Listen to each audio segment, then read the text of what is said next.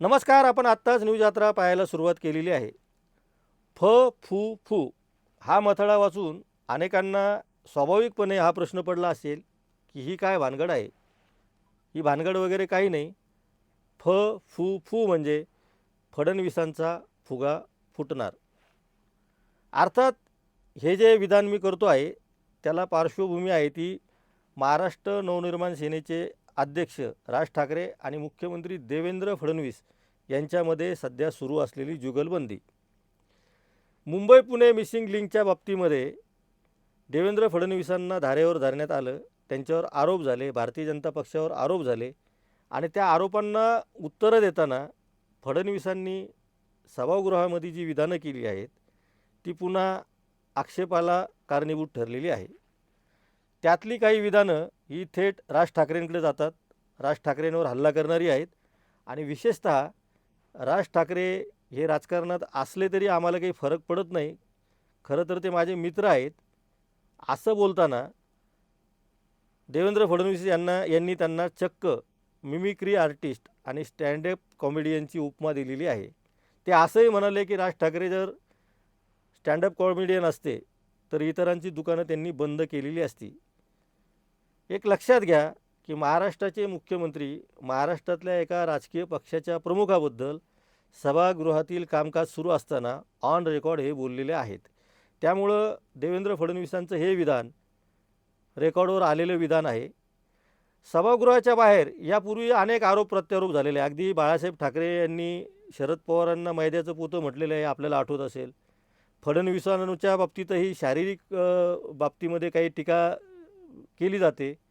खरं तर मी व्यंग कविता लिहितो, पण मी कधी शारीरिक दृष्ट्या कोणतीही कॉमेंट कधी करत नाही. त्यामुळे मी अशा गोष्टींना या व्हिडिओमध्ये सुद्धा स्थान देणार नाही. मुद्दा असा आहे की अशा पद्धतीची टीका सभागृहामध्ये महाराष्ट्राच्या मुख्यमंत्र्यांनी महाराष्ट्रातल्या एका राजकीय पक्षाच्या प्रमुखाबद्दल करणं कितपत योग्य आहे. बाकी तर विषय फार वेगळे आहेत. भाडेके टट्टे कोणाला म्हटले, महाराष्ट्राचा अपमान झाला की नाही झाला हा मुद्दा, त्यानंतर ते गल्लीत कुत्रं विचारत नाही असं ते जयंत पाटलांनी केलेलं विधानाचा आधार घेऊन देवेंद्र फडणवीसांनी त्यांना दिलेला जो काही दुजोरा आहे तो विषय काही का असेना, चर्चा कोणत्या पातळीवर चाललेली आहे महाराष्ट्राची, घडलेलं काय आहे आणि आपण बोलतो काय आहोत याचं भान महाराष्ट्रातील राजकारण्यांना राहिलं की नाही असा प्रश्न जनतेला पडलेला आहे. त्यामुळे मी जेव्हा हे मथळा दिलेला आहे फडणवीसांचा फुगा फुटणार, त्याला एक आधार आहे. तो आधार असा आहे की राज ठाकरे यांनी काही वर्षांपूर्वी एक विधान केलं होतं की फडणवीस म्हणजे फुगवलेला फुगा आहे. अर्थात हे विधान राज ठाकरेंचं आहे आणि त्याचा आधार त्यांनी असा दिला होता की नरेंद्र मोदींच्या लाटेमध्ये भारतीय जनता पक्षाला सर्वत्र जे यश मिळालेले आहे त्या यशामध्ये देवेंद्र फडणवीसांना फायदा झालेला आहे. त्यामुळे त्या अर्थाने ते त्यांना फुगवलेला फुगा म्हटले होते. पण त्यांनी कुठल्याही प्रकारची टीका करताना राज ठाकरेंनी, ते व्यंगचित्रकार आहेत, खरं तर त्यांनी एक व्यंगचित्र काढलं तरीसुद्धा अनेकांचे धाबे दणाणतात हे आपल्याला माहिती आहे. देवेंद्र फडणवीसांनीच त्यांना एकदा जाहीर कार्यक्रमात विनंती केलेली आहे की देवेंद्र फडणवीसांनी केलेली जाहीरपणे केलेली विनंती सांगतो की माझं पोट खूप सुटलेलं आहे आणि ते तुम्ही जास्त सुटलेलं दाखवतात, तर किमान या पुढच्या काळात माझं व्यंगचित्र काढताना माझं पोट थोडंसं कमी दाखवा.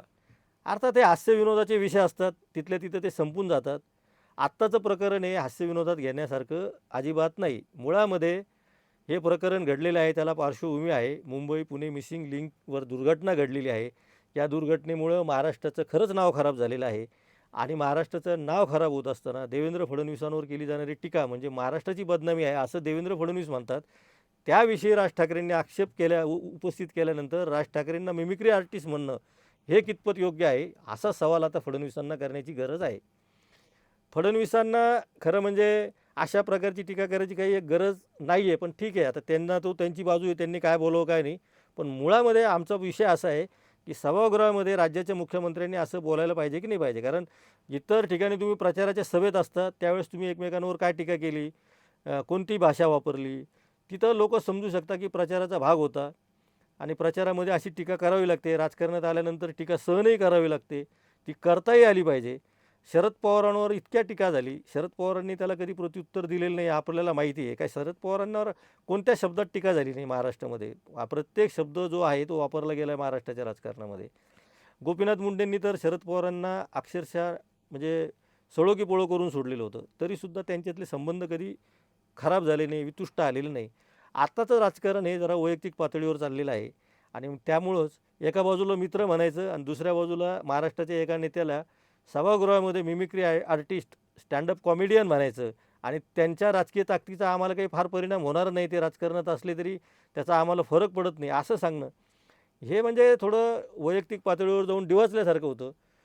आता मी जसं म्हटलं की राज ठाकरे यांनी आधीच त्यांना एकदा म्हटलेलं आहे की फडणवीस हा फुगवलेला फुगा आहे.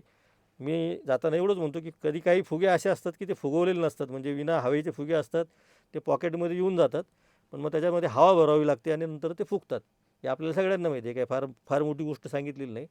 तसे देवेंद्र फडणवीसांच्या या फुग्यात कोणी हवा भरवलेली आहे आणि राज ठाकरे ती हवा कशी काढतात आणि काढतात की टाचणी मारून फोडतात, याकडे सगळ्यांचं लक्ष लागलेलं आहे.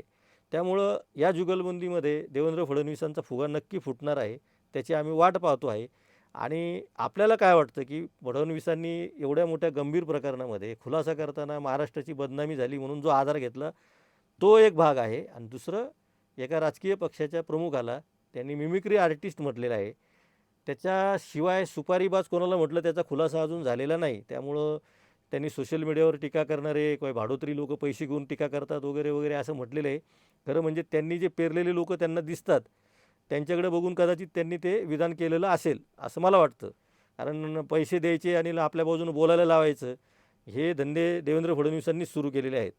त्यामुळं देवेंद्र फडणवीस पुढच्या काळामध्ये आणखीन किती पातळी सोडून सभागृहामध्ये विधानं करतात आणि त्याचा महाराष्ट्राचा आधार घेऊन त्याच्या खाली पांघरून घालण्याचा प्रयत्न करतात, हे आपल्याला पाहायचं आहे. आपल्याला सगळ्या प्रकरणावर काय वाटतं, आपल्या काय प्रतिक्रिया आहे. मुख्यमंत्र्यासारख्या माणसाने एखाद्या राजकीय पक्षाच्या प्रमुखाला सभागृहामध्ये मिमिक्री आर्टिस्ट म्हणणं कितपत योग्य आहे, याविषयी तुम्हाला काय वाटतं ते नक्की कळवा. आम्ही त्याची नोंद घेऊ. तोपर्यंत आपण पाहत राहा न्यूज यात्रा, हे आहे आपलं चॅनल.